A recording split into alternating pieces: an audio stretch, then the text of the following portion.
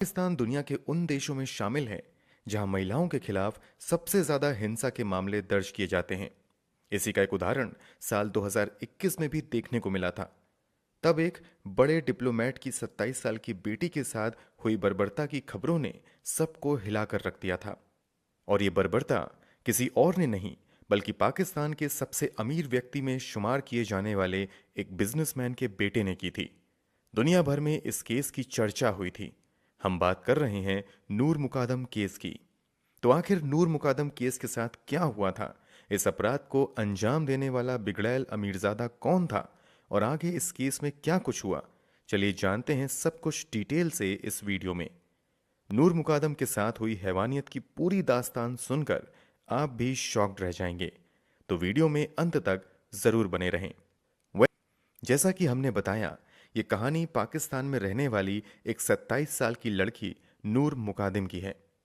नूर मुकादम का जन्म 23 अक्टूबर 1993 को जॉर्डन की राजधानी अम्मान में हुआ था। नूर मुकादम का संबंध पाकिस्तान के एक बेहद ही हाई प्रोफाइल घराने से था। नूर मुकादम के पिता का नाम शौकत मुकादम था, जो साउथ कोरिया और कजाकिस्तान में पाकिस्तान के एम्बेसडर रह चुके थे। रिटायरमेंट के बाद शौकत अपने परिवार के साथ इन दिनों इस्लामाबाद में ही रह रहे थे। तारीख थी 19 जुलाई 2021। शौकत अपनी पत्नी के साथ सुबह सुबह शॉपिंग करने के लिए निकल जाते हैं। बेटी घर पर ही रहने की बात कहकर रुक जाती है, मगर जब शाम को शौकत शॉपिंग से वापस आते हैं तो पता चलता है कि उनकी बेटी घर पर नहीं है। शौकत अपनी बेटी को फोन करने की कोशिश करते हैं, मगर दूसरी तरफ से कोई जवाब नहीं मिलता है। कॉल का जवाब ना मिलने पर शौकत नूर को टेक्स्ट मैसेज करते हैं, मगर दूसरी तरफ से कोई जवाब नहीं मिलता है। ऐसे ही जब कुछ वक्त और बीत जाता है तो शौकत को अपनी बेटी की और ज्यादा फिक्र होने लगती है और अब वो नूर मुकादम के कुछ दोस्तों को फोन करके नूर के बारे में पता करने लगते हैं, मगर हर ओर से यही जवाब मिलता है कि नूर के बारे में उनके पास कोई जानकारी नहीं है। हर ओर से मिल रही निराशा के बावजूद शौकत और उनकी पत्नी हिम्मत नहीं हारती हैं और लगातार नूर मुकादम के नंबर पर कॉल करते रहते हैं। देर रात तक नूर के कुछ दोस्त भी उसके घर पर आ जाते हैं और सुबह तक उसके नंबर पर कॉल और टेक्स्ट मैसेज भेजते हैं, मगर कोई जवाब नहीं मिलता है। बीतते वक्त के बीच अभी ये लोग पुलिस में जाने की सोच ही रहे होते हैं कि सुबह के 10:43 पर नूर मुकादम के मोबाइल से उसकी मां के फोन पर एक वॉइस मैसेज आता है। ये वॉइस मैसेज किसी और का नहीं बल्कि नूर का ही था। इस मैसेज में नूर ने क्या कुछ अपनी मां से कहा था, वो बातें आज तक पब्लिकली सामने नहीं आ सकी। मगर इसी मैसेज के बाद नूर मुकादम की मां नूर के एक पुराने दोस्त जहीर जाकिर जफर को फोन करती हैं, मगर जहीर बात करने की बजाय फोन काट देता है। हालांकि फिर थोड़ी देर बाद यानी सुबह के 10:56 पर जहीर खुद ही अपने नंबर से नूर की मां के मोबाइल पर फोन करता है और कहता है कि मैं उस वक्त बिजी था, इसलिए आपसे बात नहीं कर पाया। जवाब में वो अपनी बेटी के बारे में जहीर से बात करती हैं। इस पर जहीर कहता है कि वो नूर के बारे में कुछ नहीं जानता है। पिछले काफी समय से नूर से उसकी कोई बातचीत नहीं हुई है। जहीर लगभग 20 मिनट तक नूर मुकादम की मां और पिता से बात करता है और फिर फोन रख देता है। इस फोन के बाद शौकत की टेंशन और ज्यादा बढ़ जाती है, क्योंकि इन लोगों को लग रहा था कि शायद नूर जहीर के घर ही चली गई होगी। मगर जब जहीर भी नूर मुकादम के बारे में कुछ भी बताने से इनकार कर देता है तो इन दोनों को गहरा झटका लगता है और अब ये लोग और शिद्दत से अपने स्तर से नूर मुकादम की खोज में लग जाते हैं। होते होते शाम हो जाती है, मगर कहीं से भी नूर मुकादम का कोई अता पता नहीं चलता है। अब तारीख भी बदलकर हो चुकी थी 20 जुलाई 2021 और अब रात के लगभग 10 बज चुके थे। सभी लोग नूर मुकादम को तलाशते हुए काफी थक चुके थे। तभी रात के 10 बजे के आसपास नूर मुकादम के पिता शौकत के मोबाइल पर पाकिस्तान के कोहसार थाने से पुलिस को फोन आता है कि आप जितनी जल्दी थाने पर हो सके आ जाइए। पुलिस थाने से कॉल आते ही शौकत बुरी तरीके से घबरा जाते हैं और अनहोनी की आशंकाओं के बीच अपने परिवार के दूसरे सदस्यों के साथ भागते हुए थाने पर पहुंचते हैं। यहां से पुलिस वाले शौकत और दूसरे लोगों को लेकर पाकिस्तान के सबसे पॉश इलाके इस्लामाबाद के सेक्टर F7/4 में लेके जाते हैं। ये एड्रेस किसी मामूली इंसान का नहीं, बल्कि पाकिस्तान के सबसे बड़े बिजनेसमैन में गिने जाने वाले जाकिर जाफर का था। शौकत इस घर को काफी अच्छे से जानते थे, क्योंकि इस घर के मालिक जाकिर से शौकत की पुरानी जान पहचान थी और दोनों परिवारों के बीच गहरी दोस्ती थी। यहां पहुंचकर शौकत भी यहां तक आने की वजह को समझने की कोशिश कर ही रहे थे कि घर के अंदर जाते ही उनके पैरों तले जमीन खिसक जाती है। दरअसल जब पुलिस वाले शौकत को लेकर एक कमरे में जाते हैं तो वो देखते हैं कि एक कमरे में उनकी बेटी का सर काट कर दूसरी तरफ रखा हुआ है, जबकि उसका शरीर दूसरी तरफ पड़ा हुआ है। पूरे शरीर पर बुरी तरीके से चोट के निशान थे। पूरा कमरा खून से रंगा हुआ था। कमरे में एक तरफ चाकू रखा हुआ था। पास में ही एक पिस्टल भी पड़ी हुई थी। इन सब के अलावा सभी के लिए जो सबसे ज्यादा चौंकाने वाली बात थी वो ये थी कि इसी कमरे में दूसरी तरफ इस घर के मालिक जाकिर का बेटा जहीर भी फर्श पर पड़ा हुआ था, जिसके हाथ पैर बंधे हुए थे और वो गुस्से में बुरी तरीके से चीख चिल्ला रहा था। कमरे की इस हालत को देखकर वहां मौजूद सभी लोगों के पैरों तले जमीन खिसक जाती है और सभी जोर जोर से रोने चिल्लाने लगते हैं। थोड़ी देर बाद इन सभी को संभाल कर पुलिस वाले शौकत से अपने बेटी के शव की पहचान कंफर्म करने को कहते हैं। आइडेंटिटी कंफर्म करने के बाद नूर मुकादम के शव को कब्जे में लेते हुए पुलिस वाले पोस्टमार्टम के लिए उसे अस्पताल भेज देते हैं, जबकि दूसरी तरफ कमरे में पागलों जैसी हरकत कर रहे जहीर जफर को गिरफ्तार करते हुए थाने लेकर आती है। अब हर किसी के जहन में एक ही सवाल था कि आखिर यहां हुआ क्या है। इसी सवाल का जवाब ढूंढने के लिए पुलिस वाले अब अपनी जांच शुरू करते हैं और फिर इस जांच में सिलसिलेवार तरीके से एक के बाद एक सभी सवालों के जवाब मिलने शुरू हो जाते हैं। इधर पुलिस वाले अपनी जांच शुरू करते हैं, उधर मीडिया में भी इस हाई प्रोफाइल मर्डर की खबर आ जाती है, क्योंकि इस मामले में शुरुआती इल्जाम पाकिस्तान के एक बड़े बिजनेसमैन के बेटे पर लगता है। इसलिए ये बात उठने लगती है कि मामले को दबाने की कोशिश की जा रही है। यही वजह है कि मीडिया में भी इस अखबार को ज्यादा तवज्जो नहीं मिल रही है। इसी के बाद नूर मुकादम के दोस्त सोशल मीडिया पर इस घटना के बारे में जानकारी शेयर करना शुरू करते हैं और इंसाफ की ऑनलाइन मुहिम शुरू करते हैं। इसके अलावा नूर मुकादम को इंसाफ दिलवाने की लड़ाई लड़ने के लिए सड़कों पर भी पाकिस्तान की महिलाएं आने लगती हैं।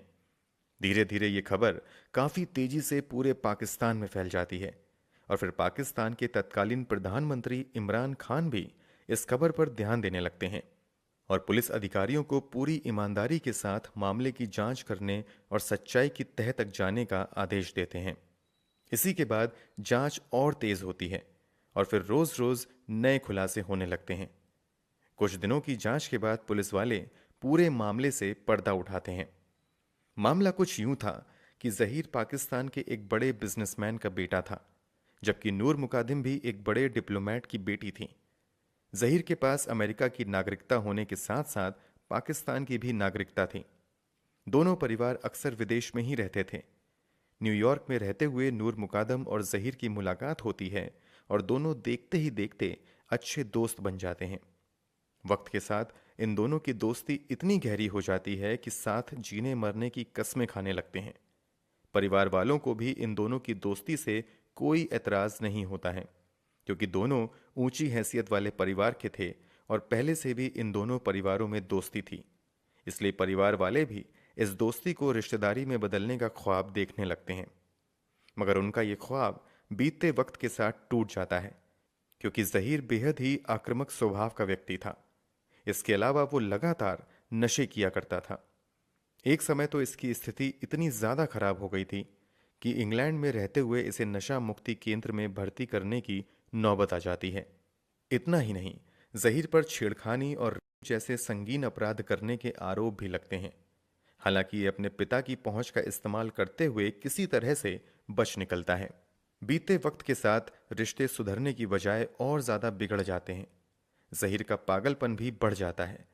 इसका नतीजा ये होता है कि ब्रिटेन की गवर्नमेंट द्वारा जहीर को धक्के मारकर ब्रिटेन से निकाल दिया जाता है। इसी के बाद जहीर 2019 में वापस पाकिस्तान चला आता है। इसके बाद वो कभी भी पाकिस्तान से बाहर नहीं जाता है। इसी बीच नूर मुकादम भी पाकिस्तान आ जाती है और वो भी यहीं अपने माता पिता के साथ रहने लगती है। क्योंकि नूर और जहीर का रिश्ता पहले ही काफी बिगड़ चुका था, इसलिए पाकिस्तान जाकर भी ये दोनों एक दूसरे से ज्यादा कांटेक्ट नहीं करते हैं। मगर बीतते समय के साथ एक बार फिर से दोनों पुराने गिले शिकवे भुलाकर फिर से दोस्ती का हाथ बढ़ाते हैं। 2021 आते आते इन दोनों के रिश्ते कुछ सुधरते हैं और दोनों के बीच फोन पर बातचीत का सिलसिला शुरू हो जाता है। हालांकि ऐसा लंबे समय तक नहीं चल पाता है और एक बार फिर से इन दोनों में बातचीत बंद हो जाती है। पुलिस की रिपोर्ट के मुताबिक वैसे तो जहीर और नूर मुकादम के बीच लगभग बातचीत बंद हो चुकी थी, मगर फिर जुलाई महीने में एक दिन नूर मुकादम जहीर को टेक्स्ट मैसेज करते हुए उसका हालचाल पूछती हैं। इसके जवाब में जहीर तुरंत नूर को लगातार कॉल करने लगता है और एक बार फिर से इन दोनों में थोड़ी बहुत बातचीत शुरू हो जाती है। इसी बातचीत के दौरान जहीर नूर को बताता है कि वो 19 जुलाई को न्यूयॉर्क जा रहा है। इससे पहले वो उससे मिलना चाहता है। पहले तो नूर जहीर से मिलने से मना कर देती हैं, मगर जहीर के लगातार रिक्वेस्ट करने के बाद नूर उससे मिलने के लिए राजी हो जाती है और वो 18 जुलाई 2021 को रात के 9:05 पर अपने घर से जहीर के घर के लिए निकल जाती है और लगभग रात के 10 बजे जहीर के घर पहुंच जाती है। जांच के दौरान जहीर द्वारा दिए गए बयान के मुताबिक जब नूर उसके घर के अंदर दाखिल होती है तो यहां तक दोनों के बीच सब कुछ नॉर्मल रहता है और थोड़ी देर तक दोनों बात करते रहते हैं। मगर थोड़ी ही देर बाद जब नूर मुकादम का मोबाइल लगातार बजने लगता है तो जहीर को गुस्सा आ जाता है और वो नूर मुकादम से काफी तेज आवाज में बातें करने लगता है। नूर मुकादम के मोबाइल के बजने की वजह यह थी कि उसके माता पिता लगातार बेटी को कॉल कर रहे थे, मगर जहीर नूर को कॉल रिसीव नहीं करने दे रहा था। यहां तक कि थोड़ी देर बाद नूर से जहीर उसका मोबाइल भी छीन लेता है और नूर को अपने घर में बंदी बना लेता है। प्लान के मुताबिक 19 जुलाई की सुबह 3:50 पर जहीर को फ्लाइट के जरिए न्यूयॉर्क जाना था, मगर वो नूर मुकादम के साथ लड़ाई झगड़े में इतना ज्यादा उलझ जाता है कि उसकी फ्लाइट भी लेट हो जाती है और घर से एयरपोर्ट के लिए निकलने के बावजूद वो वापस अपने घर चला आता है। नूर मुकादम 18 जुलाई की रात जहीर के घर आती हैं और अब तारीख बदलकर 20 जुलाई हो चुकी थी और अब तक नूर जहीर के कब्जे में थी। इस दौरान एक बार नूर मुकादम किसी तरह मोबाइल लेकर अपनी मां को मैसेज करने में कामयाब हो जाती हैं, मगर तुरंत ही जहीर एक बार फिर से नूर मुकादम का मोबाइल छीन लेता है और मोबाइल छीनने के बाद वो नूर को बुरी तरीके से मारने पीटने लगता है। पुलिस की छानबीन में जहीर के घर से बरामद सीसीटीवी फुटेज के मुताबिक इस मारपीट से बचने के लिए नूर कई बार बालकनी में भी भागती हुई आती हैं, मगर जहीर उसे खींचकर फिर से कमरे में ले जाता है। नूर मुकादम को इतनी बुरी तरीके से कमरे के अंदर जहीर द्वारा टॉर्चर किया जा रहा था, इसका अंदाजा इस बात से भी लगाया जा सकता है कि सीसीटीवी फुटेज के मुताबिक एक बार फिर से नूर जहीर के कमरे से भागती हुई बालकनी में आती हैं। पीछे पीछे जब जहीर भी भागते हुए बालकनी में आता है तो जहीर से बचने के लिए नूर मुकादम बालकनी से नीचे की ओर छलांग लगा देती हैं और घर के बाहर बनी रेलिंग पर वो गिरती हैं, जिसमें वो बुरी तरीके से चोटिल हो जाती हैं।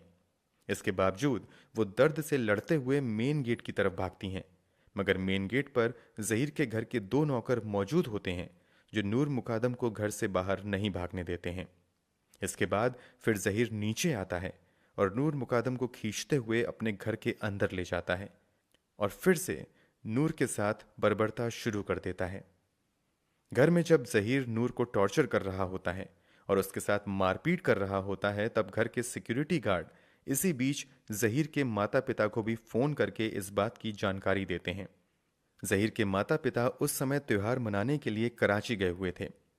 कॉल रिकॉर्ड्स के मुताबिक जब सिक्योरिटी गार्ड जहीर की मां को जहीर की हरकतों के बारे में बताते हैं तो वो तुरंत एक रिहैबिलिटेशन सेंटर में कांटेक्ट करती हैं और उनसे तुरंत घर जाकर जहीर को संभालने को कहती हैं। दरअसल ये कॉल थेरेपी वर्क्स नाम के एक काउंसलिंग एंड साइकोथेरेपी सेंटर पर किया गया था। यहाँ जहीर कभी कभी काम किया करता था। कुछ देर बाद साइकोथेरेपी सेंटर से कुछ लोग आते हैं और वो घर के अंदर दाखिल होने की कोशिश करते हैं, मगर नाकाम रहते हैं क्योंकि घर के सभी दरवाजों को जहीर ने अंदर से बंद कर दिया था। इसके बाद कुछ वर्कर्स किसी तरह बालकनी के सहारे उस कमरे में प्रवेश कर जाते हैं जहां पर जहीर था। अब तक काफी देर हो चुकी थी, क्योंकि हैवानियत की सारी हदों को पार करते हुए जहीर पहले तो नूर मुकादम को बहुत बुरी तरीके से मारता पीटता है, फिर नूर पर गोली चला देता है, मगर गोली पिस्टल में ही फंस जाती है। गोली पिस्टल में फंसने की वजह से जहीर को और गुस्सा आता है और वह पिस्टल को दूसरी तरफ फेंक कर नूर मुकादम पर नकल डस्टर से हमला करते हुए उसके शरीर को लहू लुहान कर देता है। जब इससे भी जहीर का मन नहीं भरता है तो वो अपने पास मौजूद स्विच नाइफ निकालता है और उससे ताबड़तोड़ नूर पर हमला कर देता है। चाकू के वार से नूर लहूलुहान होकर नीचे गिर जाती है और बिल्कुल बेहोश हो जाती है। इन सब के बावजूद जहीर का पागलपन रुकने का नाम नहीं लेता है और वो अब इस स्विच नाइफ के सहारे नूर मुकादम का गर्दन काटकर उसके शरीर से अलग कर देता है। इस दरिंदगी को अंजाम देने के बाद जहीर एक बार फिर से अपनी मां को फोन करता है और कुछ देर तक मां से बात करता रहता है। इसके बाद फिर से मां साइकोथेरेपी सेंटर पर कॉल करके मदद के लिए लोगों को घर पर भेजती हैं। जब साइकोथेरेपी सेंटर के लोग घर में किसी तरह एंटर करते हैं तो जहीर को लगता है कि इन लोगों को नूर मुकद्दम के घर वालों ने भेजा है, इसलिए जहीर उन लोगों पर भी हमला कर देता है, जिसमें एक शख्स बुरी तरीके से घायल हो जाता है। बाद में उसे भी हॉस्पिटलाइज्ड करने की नौबत आ जाती है। बाकी बचे लोग किसी तरह जहीर को काबू में ले आते हैं और उसके भी हाथ पैर बांधकर कमरे में छोड़ देते हैं। इसी के बाद इस घटना की जानकारी पुलिस को मिलती है और फिर पुलिस मौके पर पहुंचकर नूर मुकादम के माता पिता से नूर की पहचान करवाते हैं और फिर नूर के शव को पोस्टमार्टम के लिए भेज देते हैं, जबकि जहीर को गिरफ्तार करते हुए थाने ले आया जाता है। पोस्टमार्टम रिपोर्ट में नूर मुकादम के साथ की भी पुष्टि होती है। आगे की जांच में ये बात भी सामने आती है कि नूर को अपने कब्जे में लेने के बाद उसे छोड़ने के बदले जहीर ने 10 लाख रुपए फिरौती भी मांगी थी, जिसमें से 3 लाख अपने नौकर के जरिए नूर ने जहीर के घर मंगवा भी लिए थे। इसके बावजूद जहीर नूर को नहीं छोड़ता है। नौकर से पैसे मंगवाने के पीछे की वजह यह थी कि जहीर ने नूर के सामने शर्त रखी थी कि पैसे की मांग के बारे में उसके घर में किसी और को नहीं पता चलना चाहिए। पुलिस इन्वेस्टिगेशन कंप्लीट होने के बाद इस मामले की सुनवाई स्थानीय अदालत में शुरू होती है। शुरू में जहीर के वकील की ओर से यह साबित करने की कोशिश की जाती है कि जहीर ने जो कुछ किया है पागलपन में किया है, मगर कोर्ट के आदेश के बाद जहीर का मेडिकल एग्जामिनेशन किया जाता है, जिसमें उसे बिल्कुल फिट करार दिया जाता है। इसी के बाद आगे मामले की सुनवाई शुरू होती है और 24 फरवरी 2022 को अदालत की ओर से नूर मुकादम के साथ बलात्कार करने के लिए जहीर को 25 साल की सजा और नूर मुकादम की हत्या के लिए मृत्यु दंड की सजा दी जाती है। इसके अलावा घर के 2 नौकर मोहम्मद इफ्तिकार और मोहम्मद जान को 10-10 साल की सजा सुनाई जाती है। ये दोनों वही नौकर थे जिन्होंने नूर मुकादम को घर से भागने से रोका था। कोर्ट की ओर से टिप्पणी भी की जाती है कि अगर इन दोनों ने नूर को भगाने दिया होता तो शायद उसकी जान बच जाती। इस मामले में पुलिस की ओर से साइकोथेरेपी सेंटर के लोगों को भी गिरफ्तार किया जाता है और उन पर आरोप लगता है कि उन्होंने जहीर की मदद करने के लिए कई अहम सबूत को नष्ट करने की कोशिश की। इसके अलावा समय पर पुलिस को भी जानकारी नहीं दी, इसलिए इन लोगों पर भी कई धाराएं लगाई जाती हैं, मगर अदालत से साइकोथेरेपी सेंटर वालों को केस से बरी कर दिया जाता है। पुलिस ने नूर मुकादम की हत्या होने के बाद जहीर के माता पिता को भी गिरफ्तार किया था। उन पर आरोप लगा था कि इन लोगों ने वक्त पर पुलिस को जानकारी नहीं दी, जबकि घर के सिक्योरिटी गार्ड द्वारा बहुत पहले जहीर की हरकतों के बारे में इन दोनों को फोन करके बता दिया गया था। अदालत की सुनवाई पूरी होने के बाद जहीर के माता पिता पर भी कोई ठोस आरोप साबित नहीं हो पाते हैं और इन्हें भी बरी कर दिया जाता है। निचली अदालत द्वारा सुनाई गई सजा के खिलाफ नूर मुकादम के पिता इस्लामाबाद हाई कोर्ट में अपील करते हैं, जहां हाई कोर्ट से मांग की जाती है कि आरोपियों को सख्त से सख्त सजा दी जाए। इसी के बाद पूरी सुनवाई होने के बाद 13 मार्च 2023 को हाई कोर्ट द्वारा जहीर को निचली अदालत द्वारा दी गई 25 साल की सजा को भी मृत्यु दंड में बदल दिया जाता है। हाई कोर्ट द्वारा कुल मिलाकर जहीर को डबल डेथ पेनाल्टी दी जाती है। इस केस की मौजूदा स्थिति के बारे में बात करें तो ज़हीर ज़फ़र ने इस्लामाबाद हाई कोर्ट के फैसले के खिलाफ अब पाकिस्तान के सुप्रीम कोर्ट में अपील की हुई है, जहां मामले की सुनवाई चल रही है। दोस्तों, वैसे तो सज़ा देने का काम अदालत का है, मगर आपके अनुसार ज़हीर ज़फ़र को क्या सज़ा मिलनी चाहिए? कमेंट बॉक्स में ज़रूर बताएं।